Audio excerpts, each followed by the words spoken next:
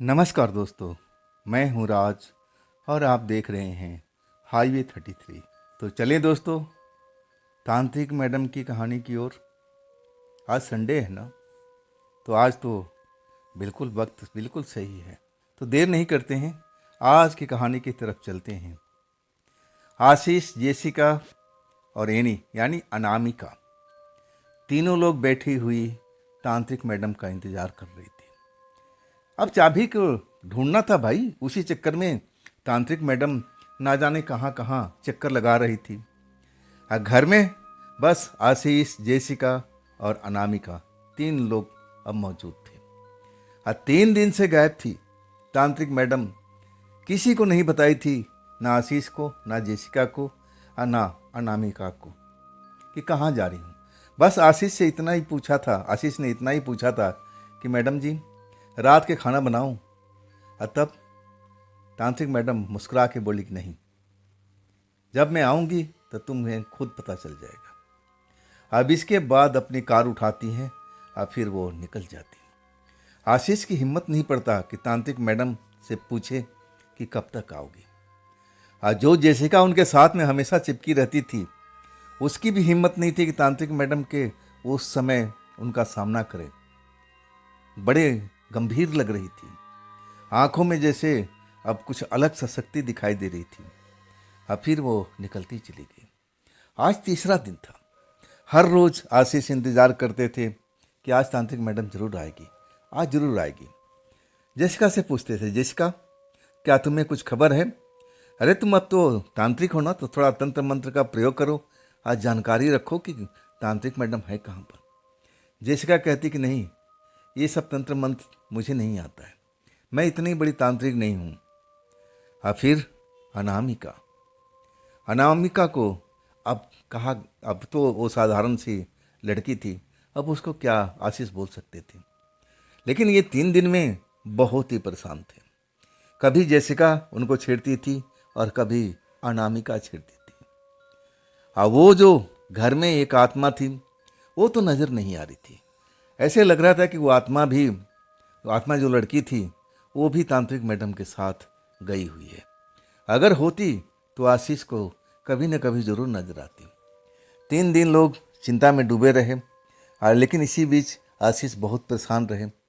अब करें तो क्या करें, सब कुछ झेलना ही पड़ता है। वक्त पर इन लोग को खाना खिलाना पड़ता है, अपने लिए भी खाना पड़ता है। और 3 दिन बीतने के बाद जब रात का पहर होता है, जब पूरा लोग खाना पीना खा करके सोने की तैयारी कर रहे हैं, और तब गेट पर गाड़ी का हॉर्न बजता है। भागते हैं आशीष, जैसे उनके पैरों में पंख लग गया है, और सीधा जा करके गेट पर खड़े हो जाते हैं। तांत्रिक मैडम की गाड़ी थी। जल्दी से दरवाज़ा खोलते हैं और इसके बाद गाड़ी पोर्च की तरफ दौड़ पड़ती है, और पीछे पीछे आशीष भी। और तब तक जेसिका, अनामिका, सब लोग वहाँ पर इकट्ठा हो गए। सब बस देख रहे थे तांत्रिक मैडम को कि गई कहाँ थी। 3 दिन से ये गायब थी, कहाँ गई थी? क्या चाबी का पता मिल गया कि आखिर वो चौथी चाबी है कहाँ पर? सबको लग रहा था कि मैडम चाबी के चक्कर में गई होगी, कुंजी ढूंढने गई होगी, तभी इतना वक्त लगा है। अब इसके बाद ड्राइंग रूम में जाती है और सोफे पर तांत्रिक मैडम बैठ जाती है। अब उनके चेहरे पर अब वो जो पहले वाली चिंता थी वो नहीं थी। जब देखे थे आशीष उनको जाते हुए, तब उनका चेहरा जैसे चिंता से भरा हुआ था, लेकिन आने के बाद बड़ा रिलैक्स लग रही थी। अब इसके बाद पानी वानी पिलाते हैं आशीष। हिम्मत नहीं हो रही थी कि पूछे, लेकिन आखिरकार पति थे ना। अब पूछ बैठते हैं कि मैडम जी, क्या वो चाबी का इंतजाम हो गया? क्या जो हम जिस काम में लगे हुए थे उसी काम से गई थी ना? तब तांत्रिक मैडम सर हिलाती है, मतलब नहीं। आशीष के साथ जेसिका भी चौंक जाती है और अनामिका भी। अब क्या, सब एक दूसरे के मुंह देख रहे थे, तो आखिर अकेले कहाँ गई थी? अगर कोई बाहर का काम होता तो टीम वर्क जरूर होता था, लेकिन ऐसा मैडम जी ने कुछ भी नहीं कहा था। अब जेसिका भी अलग तरह से परेशान थी और आशीष के मन में भी हलचल उठ रही थी। आखिर मैडम कहाँ गई थी? तब आशीष को मैडम बोलती, बैठो यहाँ पर, अपने पास बिठाती है। कहती है कि आप सब सभी सुन लो, जो लोग भी हैं ना, जैसिका तुम भी कान खोल कर सुन लो। और ये अनामिका यानी ये नहीं, उसको भी कहते हैं कि तुम्हारा भी काम है, तुम यहाँ पर हो, अच्छी बात है। अब सुनो, मैं जिस काम से गई थी ना, वो कुंजी वाला काम नहीं था। मुझे पैसे की सख्त जरूरत थी। हमारा पैसा बिल्कुल ख़त्म हो चुका था। आखिर बिना पैसा का हम अपना काम कैसे आगे बढ़ाएंगे। मुझे एक काम मिला हुआ है और उसी के काम के सिलसिले में मैं मुंबई गई थी। अभी मैं मुंबई से लौट रही हूँ। मुंबई के नाम सुनते ही अब आशीष की भी आंखें चमकने लगती हैं। जेसिका भी बड़ा खुश हो जाती है और अनामिका को तो कहना है क्या था, मतलब अगला केस मुंबई का। जेसिका जल्दी से पूछती है कि मैडम, केस अब हमें जाना पड़ेगा मुंबई। तब तांत्रिक मैडम मुस्कुरा कहती, हाँ लेकिन सब्र रखो, पूरी बात तो सुन लो, और फिर हम चलेंगे ना। पहले जो मैं बता रही हूँ उसको ध्यानपूर्वक सुनो। तब तांत्रिक मैडम बोलती जाती हैं और सभी लोग सुनते जाते हैं। सब बिल्कुल पलक झपकाए बिना जैसे आशीष तांत्रिक मैडम को देख रहे हैं कि ये क्या रही हैं। जो उनको समझ में आता है, जो तांत्रिक मैडम बता रही थी कि सुन लो आप सभी, ये केस हमें मिला है मुंबई का, और वो भी सिफारिश से। अब तुम तो जानते हो ना, पैसे की कमी आ चुकी है। सब बोलते हैं हाँ मैडम, बात तो है। तो वो उसी के पैसे के चक्कर में गई थी और तब मुझे अब ये केस मिला है। केस इतना आसान नहीं है। मैं वहाँ पर एक रात एक दिन गुजार चुकी हूँ जहाँ पर ये केस को सॉल्व करना है। केस इतना आसान नहीं है। जो मैं अभी तक समझ पाई हूँ ना, केस बहुत ही पेचीदा है। ये आसानी से सुलझने वाला नहीं है। लेकिन हमने भी हाँ बोल दिया है और पैसा मैं आधा तो लेके आ गई हूँ। अब ये केस को ख़त्म करना ही पड़ेगा। लेकिन इतनी आसानी से मामला हल नहीं होगा। वहाँ पर मैंने जो महसूस किया, उस घर में अब एक सेठ की बेटी है, जवान बेटी। सेठ का पूरा परिवार है। लेकिन ये जो वाकया घटता है ना, वो सेठ की बेटी के साथ में। सेठ की बेटी को रात को उसके कमरे में कोई अनजान व्यक्ति यानी कोई भूत पिशाच उसके कहने के अनुसार उसके कमरे में आता है। वो देख करके चीखने लगती है, लेकिन वो चीखने भी नहीं देता। बुरी नज़र रखता है, लेकिन जब चीख सुनते हैं परिवार के लोग उठ जाते हैं। तब वो जो भी होता है, भूत प्रेत या शैतानी आत्मा, उस जगह से भाग जाता है। लेकिन जाने के बाद में वो फिर आ जाता है। मतलब सारी रात परेशान करके उस लड़की को रखा हुआ है। और उसके जो पिता है ना, वो भी जान चुके थे कि हमारी बेटी के ऊपर में कोई प्रेत आत्मा आ रहा है। सुंदर है, जवान है, अब हम क्या करें। अब जितने तांत्रिक उनके समझ में थे, जो जानते थे नहीं जानते थे, लोगों ने सिफारिश किया कि हाँ इनके पास चले जाओ।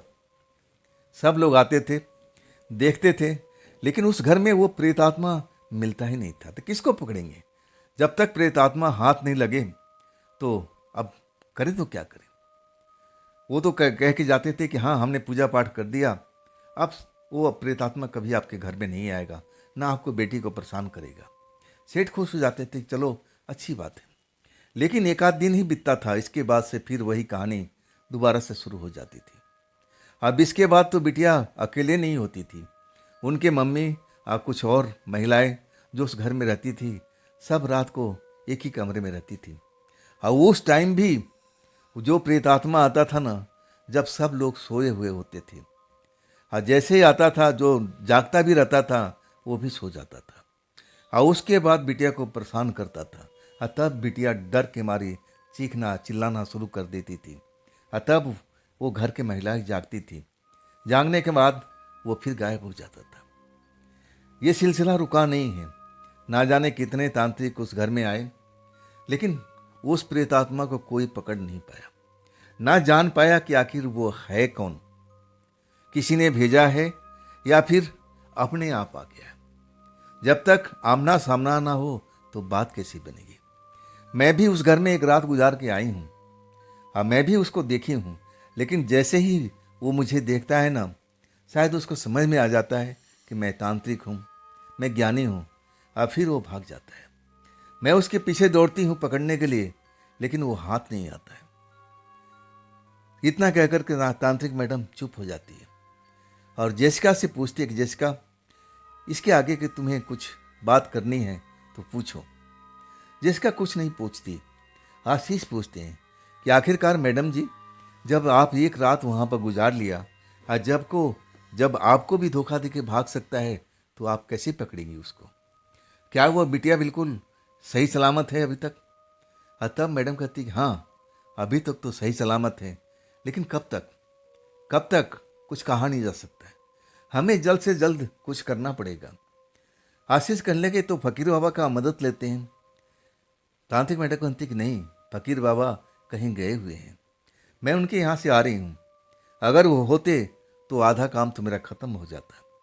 तो उनको तो आप भूल ही जाओ, जो कुछ करना है हमें करना है, लेकिन बहुत ही चालाकी से।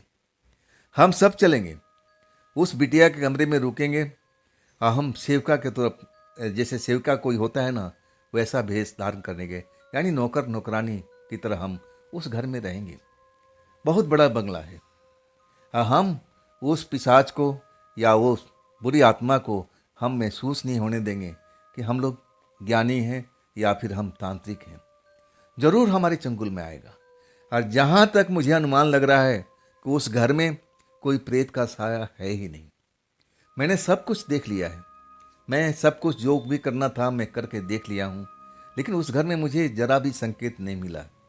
जो भी है वो बाहर से हवा के झोंके की तरह आता है और फिर उस बिटिया के कमरे में पहुंच जाता है और फिर उस बिटिया को परेशान करने की कोशिश करता है। और जब जान जाता है कि हाँ, घर के लोग जाग गए हैं, तब वो भाग जाता है। ऐसा ही करता है वो, एक तरह से छलिया है, छल जैसे करता है। कब आएगा कब जाएगा कुछ पता ही नहीं चलता। सुनने के बाद आशीष भी सोच में पड़ गए कि मामला जितना मैंने सोचा उतना आसान नहीं है। जब तांत्रिक मैडम बोल रही कि मैं एक रात उस बिटिया के साथ में गुजारा है, तब अब उस टाइम वो पकड़ नहीं सकी, तो अब कैसे होगा? लेकिन तांत्रिक मैडम कहने लगी कि देखो, जो मैंने अपना उपाय बता रही हूँ ना, उस घर में हमें नौकर की तरह रहना पड़ेगा। हो सकता है कि एक दिन में काम हो जाए, हो सकता है कि मुझे अब हम सभी को एक हफ्ता भी लग सकता है, क्योंकि जो भी शक्ति है ना उस घर में है नहीं। वो बाहर से आता है और सही समय पर आता है, जब घर के पूरे परिवार नींद के आगोश में होते हैं। तो क्या विचार आप सभी का?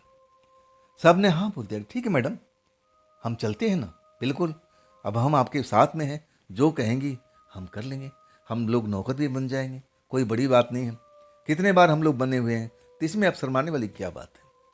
तांत्रिक मैडम के चेहरे पर मुस्कान दौड़ जाती और कहने लगी कि मुझे ऐसे ही उम्मीद थी।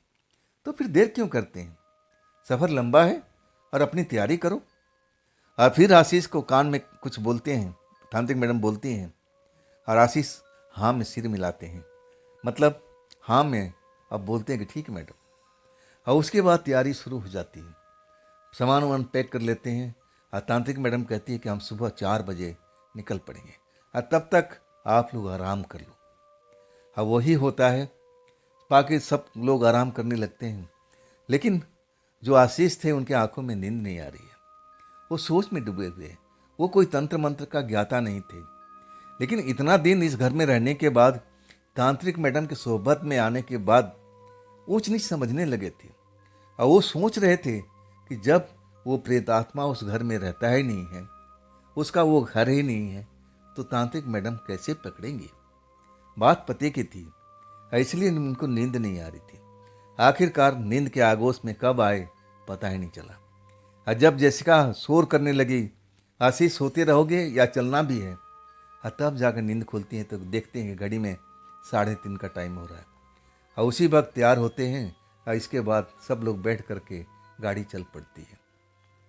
इस बार जेसिका हमेशा की तरह तांत्रिक मैडम के बगल में बैठी हुई, और जो एनी यानी अनामिका है वो पिछली सीट पर आशीष के पास बैठी हुई। गाड़ी चल पड़ी थी और तब आशीष के मन में एक सवाल खटक रहा था। वो तांत्रिक मैडम से पूछना चाहते थे, लेकिन ड्राइव कर रही थी। आखिरकार कब तक अपने पेट में छुपा कर रखते? पेट में जैसे हवा भर रही थी, बार बार वही सवाल आ रहा था कि कब पूछूं कब पूछूं। तांत्रिक मैडम जैसे शीशे से देख रही थी बैक मिरर से। हाँ, कहती कि आशीष तुम बेचैन कितना क्यों लग रहे हो, बात क्या है, कोई सवाल पूछना है? तब आशीष कहते हैं हाँ मैडम, क्या मैं समझ सकता हूँ कि वो प्रेतात्मा लड़की हमारे साथ में है या कहीं और गई हुई है? अब मैडम जोर से हंसती है कि तुम्हारी उसकी इतनी ख्याल क्यों आती है? अरे भाई, वो भी साथ में है, तुम्हारे बगल में बैठी है। आज जैसे ही सुनते हैं ना आशीष हड़बड़ा जाते, कहाँ है मैडम, कहाँ है मैडम? तब जेसिका और बाकी जो भी हैं सब हंस पड़ते हैं और गाड़ी चलती है, सफ़र पूरा होने लगता है। आखिरकार दोपहर के वक्त मुंबई में पहुंच जाते हैं। मुंबई के चकाचौंध देख करके आशीष कभी आए नहीं थे और एकदम मंत्रमुग्ध हो जाते हैं। नाम सुने थे कि यहाँ पर फिल्मों की शूटिंग होती है, हीरो हीरोइन दिखाई देती हैं, बड़े बड़े इमारतें हैं, समुद्र का किनारा है, बहुत कुछ देखने लायक मुंबई में है। मुंबई एक माया नगरी है, जो भी आता है अब वो माया नगरी में फंस के रह जाता है, इतनी मनमोहक है ही। और फिर इसके बाद वो कोठी में पहुंच जाते हैं। बहुत विशाल कोठी है, गाड़ी अंदर आ जाती है, बड़ा इज्जत होता है तांत्रिक मैडम का। अब एक ड्राइवर आता है, अब तांत्रिक मैडम से गाड़ी की चाबी मांगता है, दीजिए मैडम, हम गाड़ी पार्क कर देते हैं। बेसमेंट में गाड़ी लेके जाता है, तब तक सारा सामान आशीष उतार लिए होते हैं। अब उसके बाद से अब सब कुछ तैयारियां शुरू हो जाती हैं। सेठ को मालूम हो गया कि तांत्रिक मैडम अपने टीम के साथ आ गई है, वो भी खुश हो जाता है और तांत्रिक मैडम से कहता है कि मैडम आपसे बहुत ही आस है, आप मुझे निराश मत कीजिएगा। रहा पैसों का मामला, जो आपने तय किया था उसको भूल जाइए, मैं तो इतना पैसा दूंगा, बस ये काम होना चाहिए। तब तांत्रिक मैडम कहने लगी कि जी, मैं उसी काम के लिए तो आई हूँ, जब तक ये काम नहीं होगा, जब तक मैं उस प्रेतात्मा को पकड़ नहीं लूँगी, तब तक इस घर से मैं जाऊँगी नहीं, ये मेरा भी प्रण है।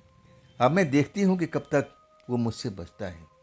लेकिन फिर सेठ जी को कान में सब कुछ बताती है और सेठ जी कहते हैं ठीक है, ऐसा ही सही।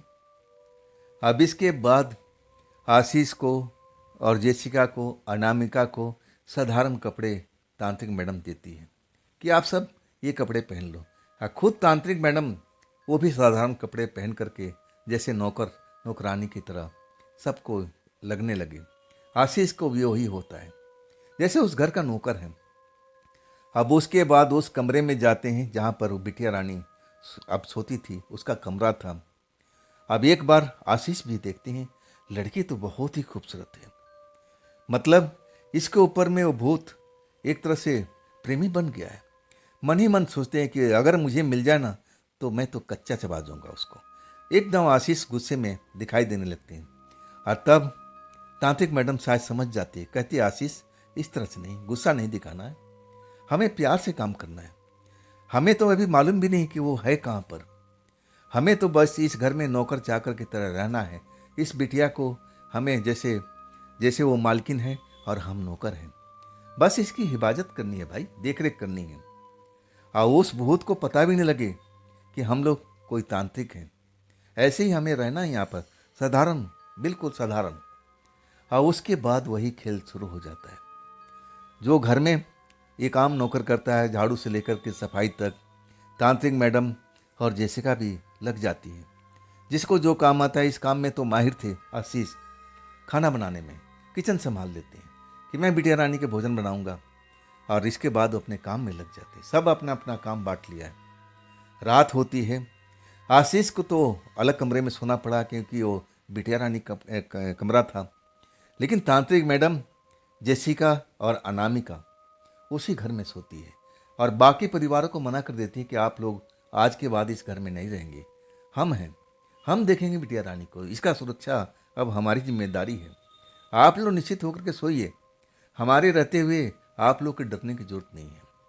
सबको विश्वास में लेने के बाद में तब तांत्रिक मैडम उसी घर में, अब वो तो एक तरह से महल ही था, बड़े से पलंग पर बिटिया रानी सोई हुई है और नीचे, जबकि तांत्रिक मैडम कभी सोती नहीं थी, लेकिन उस काम की वजह से फर्श पर सोना पड़ा था। मामूली सी चटाई बिछा करके लगे कि हाँ ये नौकर नौकरानी है, ऐसा लगे।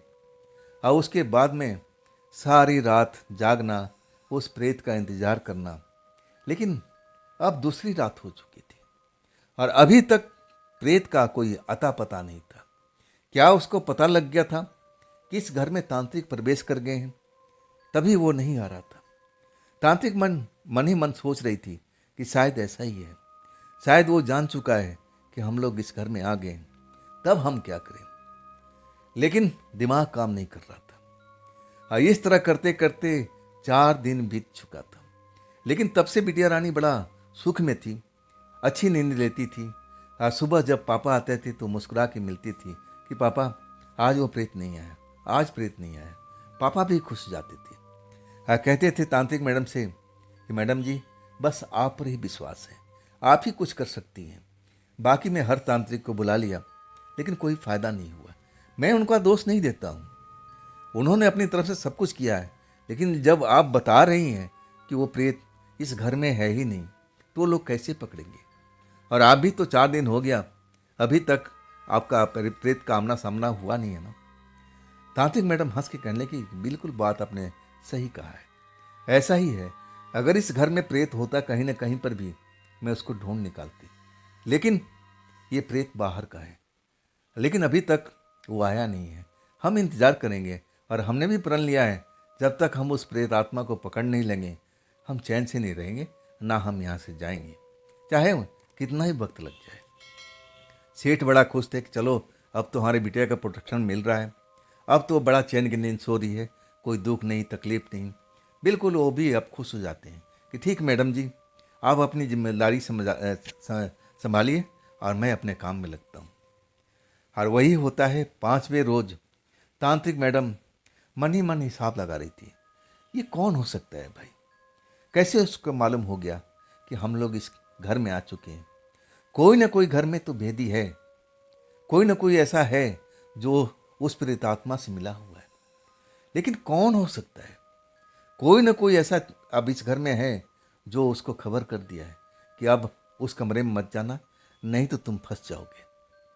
आखिर उसको जानकारी कैसे मिली? तांत्रिक मैडम अपना दिमाग लगाती हैं, 5वें दिन भी खाली हाथ जाता है, कुछ हाथ में नहीं आता। रात जागते हुए बीत जाती है लेकिन सफलता नहीं मिलती है। तांत्रिक मैडम आसानी से हार मारने वाली नहीं थी। आप फिर सेठ से पूछती है कि आपके जितने नौकर हैं इस घर में कितने लोग रहते हैं, आप कौन कौन सा नौकर आपने अभी नया रखा है। पूरा लिस्ट दे देते हैं सेठ जी कि देख लीजिए सब इसमें डेट वाइज लिखा हुआ है, कौन कब आया था, कितने महीने से आया हुआ है, सब कुछ हमने आपको पर्ची दे दिया है, अब आप देख लीजिए अपने हिसाब से, मैं तो कुछ जानता ही नहीं हूँ। लिस्ट मिलने के बाद तांत्रिक मैडम बस 2 लोगों पर शक जाता है। एक तो जवान लड़का था जो साफ सफाई का गार्डन वगैरह का सफाई का काम करता था, और एक बूढ़ा था। बूढ़ा एक चौकीदार था, उसकी ड्यूटी गेट पर थी। ये दोनों लोग 10 दिन के आगे पीछे आए हुए थे और ज़्यादा वक्त इनको नहीं होता है, मुश्किल से 2-2.5 महीने के आसपास इनको होता है। अपना शक अब एक तरह से फोकस कर लिया, लेकिन उन लोगों को पूछने नहीं जाती, ना उनसे पूछती है कि आप लोग कब आए हैं, क्योंकि अब जानती थी कि मामला बड़ा संगीन है और हम उससे पूछताछ नहीं कर सकते।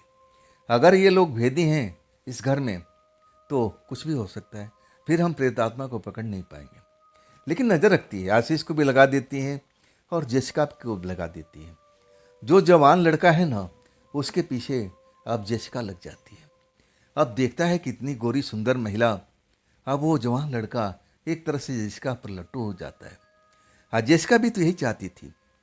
अब उसके कमरे तक पहुंच उसका हो जाता है, जिस कमरे में आराम करता था। जेसिका जाती है अपने आप को छिपाते हुए, लेकिन ये सब खेल तो तांत्रिक मैडम के इशारे पर हो रहा था और अब उसको क्या डर है। जेसिका उस घर में पहुंच जाती है, रात का टाइम होता है, रात का 10 बज चुका है, घर के परिवार सब अंदर हैं। अब सर्वेंट क्वार्टर बाहर है, अब वहाँ पर जेसिका एकदम पहुंच जाती है। लड़का लट्टू हो चुका था, जेसिका को देख करके मर मिटा था। बस अब क्या था, जेसिका उनको दारू पिलाती है और कहती है मैं भी तुमसे बहुत प्रेम करती हूँ। वो तो एकदम लट्टू हो चुका था। दारू पिलाते पिलाते आखिरकार अपने सवाल पर आ जाती है। जब वो लड़का नशे में अब एक तरह से मस्ती में आ जाता है, तब कहती है जेसिका कि सुनो, तुम किसी तांत्रिक वांत्रिक को जानती हो क्या? मुझे थोड़ा सा काम था। तब वो लड़का कहता, हाँ हाँ मैं जानता हूँ ना। नशे में वो बड़बड़ाने लगा। एक तांत्रिक है जो मुझसे मिलता है, और वो मैं जब सब्जी लेने जाता हूँ ना, किसी काम से जाता हूँ, तब मुझे मार्केट में मिलता है। मैं उसको अच्छी तरह से जानता हूँ, और उसने ही तो मुझे यहाँ पर भेजा है ताकि मैं इस घर पर नज़र रख सकूँ। जो भी इस घर में चल रहा है मैं उसको हर पल का खबर दूँ, और उसके बदले में मुझे पैसा भी देता है, दारू भी देता है। अब जेसिका अब पूरा जो कुछ था उगलवाने लगी थी। और क्या, कैसा देखने में तांत्रिक लगता है। तब लड़का कहने लगा, वो दिन में मुझे कभी नहीं मिलता, सिर्फ रात के टाइम मिलता है, 8 बजे 9 बजे के आसपास में। आज जब मैं पैसे के लालच में जाता हूँ और वो दारू भी मुझे देता है, तब मैं उसको इस घर की रिपोर्ट बताता हूँ कि कोई तांत्रिक आया, कोई ओझा गुनी आया, और जो भी आता है उसके बारे में उसको खबर कर देता हूँ। जेसिका कहने लगी कि देखने में कैसा लगता है? तब वो कहता है कि देखने में तो बिल्कुल जवान लगता है, 30-35 साल की उम्र होगी, दाढ़ी है उसकी और बड़े बड़े बाल हैं जिस पर वो पगड़ी बांधता है। साधारण सा दिखने वाला है, देख कर कोई नहीं पहचान सकता है कि कोई तांत्रिक वगैरह है। क्या काम है? तब जैसे कहती है कि हाँ मैं उससे मिलना चाहती हूँ, मुझे एक काम करवाना है, क्या वो मेरा काम कर देगा? भूत प्रेत का मामला है। तब वो चौड़ा हो गया कि हाँ मैं बोलूँगा ना मैडम, आप फिक्र क्यों करती हो? अब एक तरह से वो तांत्रिक मेरा दोस्त है, अब मैं जो कहूँगा तो ज़रूर मेरी बात को मानेगा, कल हम चलेंगे। तब पूरा भेद लेने के बाद जिसका कहती है कि बच्चा आप सो जा, बहुत तूने बोल दिया और नशा में भी तू चूर हो चुका है, कल मैं तेरे से मिलूंगी, अभी तू सपने में जा, अब मेरा सपना देख। और उसके बाद उसको एक तरह से सुला करके और फिर जेसिका बाहर निकल आती है। तांत्रिक मैडम के पास पहुंच करके खुशखबरी देती है कि मामला ये है मैडम जी, ये तो बाहर का खेल है। जेसिका कहती है कि शायद वही तांत्रिक इस घर पर नज़र रखने के लिए उस लड़की को भेजा है। ये तो लग रहा है कि सब बाहर का खेल है, इस घर में कोई भूत प्रेत आत्मा अब कुछ भी नहीं है। जेसिका बताती है, तब तांत्रिक मैडम के चेहरे पर मुस्कान दौड़ जाती है। जेसिका तुम्हें ये काम करना होगा, उस लड़के को काबू में रखना, उसको अपने हाथ से निकलने मत देना। कल उससे कोशिश करो कि उसे मिला जाए, तुम ही जाना उस लड़के के साथ में, आप पूरा विश्वास में ले लो लड़के को, हम लोग तो पीछे रहेंगे। अब एक बार जब हमें दिख जाएगा ना, तब तो हम उसको छोड़ेंगे नहीं। और उसके बाद प्लान बन जाता है कि अगले अब दिन में क्या क्या करना है। और उस रात भी खाली हाथ जाता है, वो जो भी था प्रेतात्मा लड़का उस घर में आता ही नहीं बिटिया घर में। वो भी रात बड़ा मजे से कटती है बिटिया रानी की। अगले दिन अब वही जो जेसिका थी, अपने हाव भाव सब कुछ दिखाना, उसके साथ में अकेले मिलना। कहने लगी तुम तो रात में बड़ा शेर बन जाते हो, तुम तो दारू ज़्यादा ही पीने लगे हो, बहुत ज़्यादा तुम्हारी कैपेसिटी है। तब वो सीना ठोक के कहने लगा, हाँ मैडम अब मैं ज़्यादा ही पीने लगता हूँ, मैं ज़्यादा पीता हूँ, छोटे मोटे मुझे अब मज़ा नहीं आता है, मैं तो पूरी बोतल हजम कर जाती हूँ। तब वही कहती जेसिका कि तुमने वादा किया था रात में कि तुम उस तांत्रिक से मिलाओगे। तब वो लड़का कहने लगा कि मैंने बोला था। जेसिका कहने लगी कि तुम भूल गए, रात गई और बात गई, मेरे साथ रात में पूरी रात अब तुमने मेरे बदन से खेला, और तुम एक छोटी सी काम मैं बोल रही हूँ और उसके लिए तुम भूल गए हो। अब लड़का अपना सर जैसे पकड़ने लगा कि मैंने रात में बोला था, और आज मतलब रात में मेरे साथ में पूरी रात थी आप। तब जेसिका मुस्कुरा के कहने लगी, क्या तुम्हें पता नहीं लगा, पूरी रात तो हमारे साथ में गुजारे हो, क्या तुम्हें आनंद नहीं आया? तब लड़का जैसे अपना सर खुजलाने लगा था, कहने लगा कि मैंने बोला था तांत्रिक से मिलने के लिए।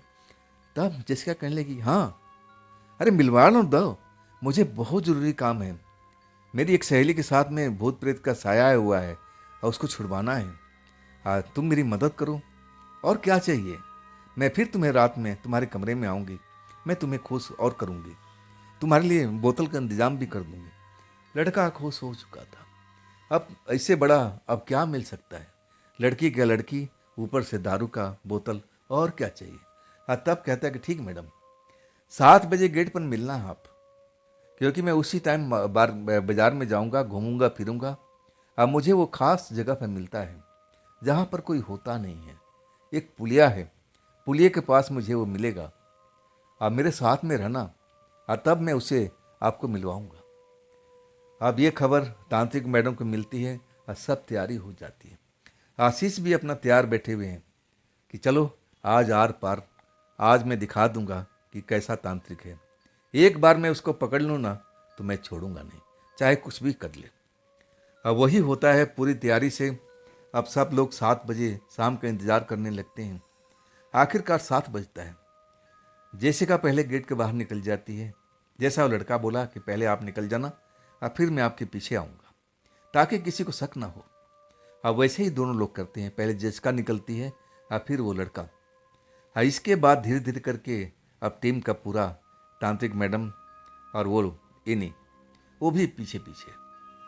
और बाकी में एक सब्जी बाजार की तरफ जा रहा था। अब बाजार पार कर लिया, सुनसान क्षेत्र आ गया था। और सुनसान क्षेत्र के पास में एक रोड की पुलिया थी। अब पुलिया के पास अब जा रहा था। अंधेरा होने लगा था, अंधेरा हो चुका था एक तरह से, इतना जरूर बोला जा सकता है, क्योंकि वहाँ पर अब बाजार में लाइट थी, चकाचौंध था। लेकिन जैसे ही बाजार पार करने के बाद में अब स्ट्रीट लाइट थी और उसकी इतनी रोशनी नहीं थी कि हर जगह पर रोशनी डाल सके। पुलिया के पास एक तांत्रिक जैसा बैठा हुआ है, नौजवान लड़का जैसा, और वहाँ पर कोई नहीं है। जेसिका देखती है और तब कहती है उस लड़के से, यही है वो। और तब वो कहता, हाँ लेकिन तुम रुको, अभी मैं उनसे बात करूँगा और जब वो हाँ बोल देंगे और तब मैं तुम्हें इशारा करूँगा और तब तुम आ जाना। यही तो चाहती थी। और इसके बाद में वो लड़का सीधा उस तांत्रिक के पास चला जाता है, बातचीत करने लगता है। और तब तक तांत्रिक मैडम को अब ये जो जेसिका थी इशारा कर देती है कि वो वही है जो पुलिया पर बैठा हुआ है, आप लोग देरी मत करो। आशीष तो तैयार थे और तांत्रिक मैडम वगैरह सब कुछ अब वो तांत्रिक को घेर लेती है। तांत्रिक को एहसास भी नहीं होता है कि हम बुरी तरह से गिर चुके हैं। और जब जेसिका अपने आप वहाँ जाती है तो लड़का भड़क जाता है, कहता है मैडम आपको रुकना चाहिए था ना, अभी हम बात नहीं कर पाए, हम तो अपनी बात कर रहे थे, आपस की एक तरह से सलाह मशवरा कर रहे थे, आप थोड़ा रुक जाइए, हम बाबा से पूछ के आपको अब बुलाते हैं। और तब जेसिका कहती है अब पूछने की ज़रूरत नहीं है, हम खुद ही अपने आप पूछ देंगे। और तब तक तो आशीष उस तांत्रिक बाबा को पकड़ लिए थे और वो लड़का भी पकड़ा गया था। दोनों को दोनों, अब दोनों लोग को वहीं पर वो तांत्रिक आंखें दिखा रहा था कि मुझे छोड़ दो, मुझे छोड़ दो, नहीं तो तुम लोग के साथ मैं बहुत बुरा कर लूँगा। तांत्रिक मैडम हंस के कहने लगी, अब क्या बुरा करेगा, उस लड़की को तूने तबाह करके रखा है, कौन, किसको तू भेजता है, कौन है वो, क्या चाहता है इस घर से, क्यों उस लड़की को बर्बाद कर रहा है, पूरी बात बता, तब हम तुम्हें छोड़ देंगे। दया भाव से अगर बात करेगा तो हम तुम्हें जाने भी देंगे, लेकिन हमें पूरी कहानी बता दे। अब वो समझ गया था कि अब मैं घिर चुका हूँ, लेकिन वो आसानी से मुंह खोलने वाला नहीं था। आशीष अब एक तरह से उसको पकड़ रखे थे, लेकिन वो मुंह खोल नहीं रहा था। तब तांत्रिक मैडम अब उस पर अपना माया जाल चलाती हैं, तंत्र मंत्र का प्रयोग करती हैं और उस आत्मा कहती है कि इसका मुंह बंद कर दो और इसका होश ठिकाने लगा दो। अब वही होता है, वो तांत्रिक बेसुधी में आता है जैसे दारू पी रखा हो। और उसके बाद आशीष को तांत्रिक मैडम कहती कि इसको अब कोठी की तरफ लेके चलो, जो सवाल जवाब होगा अब कोठी के अंदर ही होगा। आखिरकार वो लड़का और तांत्रिक दोनों को दोनों कोठी में आ जाते हैं। किसी को पता नहीं तांत्रिक घर में आ रहा है, वो समझते हैं कि इन्हीं का टीम है। आखिरकार एक बेसमेंट में जाते हैं जहाँ कार पार्किंग है और वहाँ पर तांत्रिक को होश में लाते हैं। उस आत्मा से कहते हैं, प्रेतात्मा लड़की से, कि अब इसको अपना जादू हटा दो, इसको होश में आने दो, लेकिन तुम सतर्क रहना, ये भागने ना पाए, अब बाहर से हम पर कोई अटैक नहीं करने पाए। क्योंकि ये तांत्रिक है, कुछ भी कर सकता है। आखिरकार जब वह मुंह खोला ना, तो अब सब लोग आश्चर्य में पड़ गए थे। माजरा क्या था? माजरा ये था कि जो ये अघोरी एक तरह से था, भिक्षा अघोरी नहीं बोल सकते, इसको मांत्रिक बोल सकते हैं। मांत्रिक था ये, मांत्रिक तंत्र मंत्र करने वाला। इस कोठी पर आया था कुछ पैसा मांगने के लिए सेठ से। आज सेठ ने इसको मिलने से इनकार कर दिया। आपने अब जो जो भी लड़के से 10-5 रुपये भेज करके जाओ दे दो, बोलो इसको यहाँ से निकल जाए। लेकिन वो जाता नहीं है, कहता है कि मैं सेठ से मिलना चाहता हूँ, मैं सेठ से मिलकर तभी जाऊँगा। लेकिन सेठ जिद हो चुके थे, जिद्दी पर हो चुके थे। वो कहने लगे मैं भला एक तुच्छ आदमी से क्यों मिलूँ, मैं नहीं मिलता इससे, और ना मैं 1 रुपया ज़्यादा भी दूंगा। और तब वो तांत्रिक गुस्से में आ गया था। और फिर अपने जादू के बल से कोई तंत्र मंत्र करके ऐसी एक आत्मा को बुलाता है और समझाता है कि इसकी बिटिया पर जा करके अब इसका जीना हराम कर दे। अब इसके बाद वो जो शक्ति थी जिसको साधना करके बुलाया था, अब वो उस घर में उस सेठ की बेटी के पास जा करके उसको परेशान करने लगा था। ये सब सिर्फ गुस्से में, सिर्फ बदला लेने के लिए, और कुछ नहीं। जब तांत्रिक मैडम पूरी कहानी सुन जाती है तब बहुत गुस्से में हो जाती है। आशीष तो उसकी थोड़ी बहुत सेवा भाव भी कर देते हैं। कहते हैं तू तो बड़ा दुष्ट आदमी है, अब अपनी जिद के आगे एक भोली भाली लड़की का जीवन खराब कर रहा था, तुझे शर्म नहीं आती? वो कहाँ है प्रेतात्मा, उसको बुला। तांत्रिक मैडम कहती है, और वो कहता है कि नहीं, मैं नहीं बुला सकता, अगर मैं बुलाऊंगा तो मुझे मार डालेगा। वो जान चुका है कि यहाँ आने के बाद हम फंस जाएंगे। लेकिन तांत्रिक मैडम कहती है कि अगर तू नहीं बुलाता तो हम तुझे जेल भिजवा देंगे, सेठ से बोल देंगे और तुझे जेल के अंदर भिजवा देगा। तेरी खैरियत इसी में है कि वो जो भी प्रेत आत्मा है मुझे मेरे हवाले कर दे, और उसका सही जगह पर मैं जानती हूँ कि उसको कहाँ रखना है। आप आखिरकार सब कुछ जब प्रेशर उस पर पड़ता है तब उस प्रेत आत्मा को आह्वान करता है, तब वो प्रेत आत्मा आता है। आते ही उस जगह पर बेसमेंट में हलचल सी मच गई थी। ऐसा लगने लगा कि जैसे भूकंप आ गया हो। वो भी डराना चाहता था तांत्रिक मैडम को, लेकिन तांत्रिक मैडम तो तांत्रिक मैडम, आखिरकार प्रेतात्मा को, लड़की को सब पता था कि सही वक्त पर क्या करना है। या फिर उसको भी जकड़ लेती है। या कहती है बच्चा, तेरे से ज़्यादा तो मेरी एक उंगली का पावर है, तू कहाँ तांत्रिक मैडम से अब भिड़ने पे चला था, अब तू भी हमारे साथ में चल। अब वही होता है, तांत्रिक मैडम अब प्रेतात्मा लड़की को कहती है कि इसको अपने साथ में रख लो, इसको सही ठिकाने पर हम घर पहुंच करके इसका सही ठिकाना दिखाएंगे। इसके बाद उस लड़के को बाइज्जत अब भेज दिया जाता है कि तू इस घर से निकल जा, नहीं तो खाम खा तू झमेले में पड़ जाएगा। सेठ जी के सामने अब पूरा केस लेके पहुंचती हैं तांत्रिक मैडम। अब पूरा केस बताती हैं कि जो हमें चाहिए था हमें मिल चुका है। ये है असली तांत्रिक। इसी ने शायद आपसे कभी अब हुई होगी बहसबाजी, ये सिर्फ गुस्से में सब कर रहा था। इसका मतलब बस गुस्सा था और कुछ नहीं। ये आपको परिवार को डराना चाहता था, आपकी बिटिया को डराना चाहता था, अपना बदला लेना चाहता है। अब इसके साथ में क्या करना है आप समझो। अब हमारी तरफ से केस ख़त्म हो चुका है और वो जो प्रेतात्मा है हमने पकड़ भी लिया है। अगर आप कहोगे तो हम दिखा भी देंगे। सेठ बड़ा खुश हो जाता है और कहता है कि नहीं नहीं नहीं। आप फिर कहता है उस तांत्रिक से कि आप तांत्रिक हो, मेरे से ऐसी क्या गलती हुई, मैं तो आपको जानता तक नहीं, ये आपने ऐसा कैसे काम कर दिया, गलत काम कर दिया। आप तो एक तरह से महात्मा हो ना, लोगों को आप भला करना चाहिए था, आप लोगों को कैसे बुरा करने लगे। तब तांत्रिक कहता है कि सेठ मुझसे बहुत बड़ी गलती हो गई, अब मैं ये गलती करके खुद पछता रहा था। अब मैं उस प्रेत को आह्वान कर दिया था, आज जब तक उसका काम नहीं हो जाता, अगर मैं उसको बुलाता ना तो मुझे भी नुकसान पहुंच जाता। इसीलिए मैं अब निराश हो गया था। अब मैं अंदर से बहुत ही घबराया हुआ था, डरा हुआ था। तभी मैं एक लड़का इस कोठी पर बिठा रखा था नज़र रखने के लिए, उस बिटिया के साथ में कुछ बुरा तो नहीं हुआ है। सेठ जब सुनता है तो कहता है, महाराज आपको तो शर्म आनी चाहिए, ऐसा आपने क्यों कर लिया। तांत्रिक मैडम कहती कि देखिए आपका मामला है, आप चाहे तो पुलिस बुलाइए, इसको जेल भिजवा दीजिए। लेकिन सेठ कहता है कि नहीं, मैं ऐसे लोगों को जेल में नहीं पहुंचा सकता। इनकी करने की सज़ा खुद इनको भगवान देगा। आप जाओ बाबा, हमारे घर से निकल जाओ, लेकिन ऐसी गलती भूल के भी मत करना। तब वो जो मांत्रिक था उसकी आंखों में आंसू आ जाता है। कहता है सेठ, आज के बाद ऐसी गलती मैं कभी नहीं करूँगा। अब मैं इस क्षेत्र में कभी रहूँगा भी नहीं। मैं तो गलती से भूलते भटकते इस जगह पर पहुँच गया था। मुझे भूख लगी थी, मैं अच्छा कुछ भोजन अब खाना चाहता था, दारू पीना चाहता था। मेरे पास पैसा नहीं था। मैं बड़ा कोठी देखा था तो मुझे लगा कि कुछ ज़्यादा ही पैसे मिल जाएंगे, लेकिन मुझसे बहुत बड़ी गलती हो गई।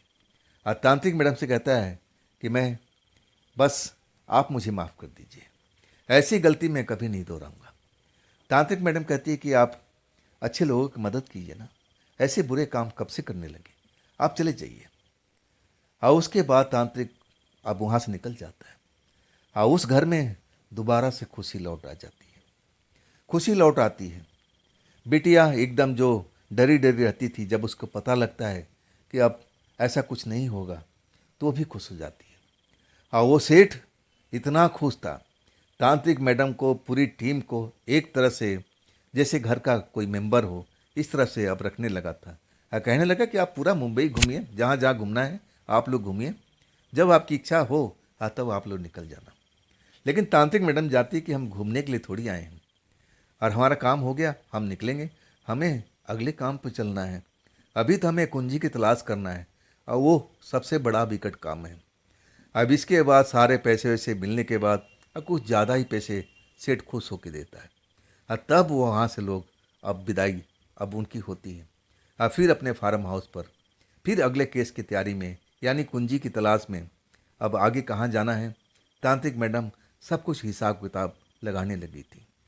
तो दोस्तों, ये थी आज की कहानी। ये कहानी आपको कैसी लगी कमेंट में ज़रूर बताइएगा। और दोस्तों, ये भी चैनल आप ही का है, तो इसको भी अपना प्यार दीजिए, लाइक कीजिए, सब्सक्राइब कीजिए, अपने दोस्तों को शेयर कीजिए। और फिर हम मिलेंगे ना कल की रात इसी चैनल पर एक नई कहानी के साथ में। आप लोग अपना ख्याल रखिएगा। नमस्कार।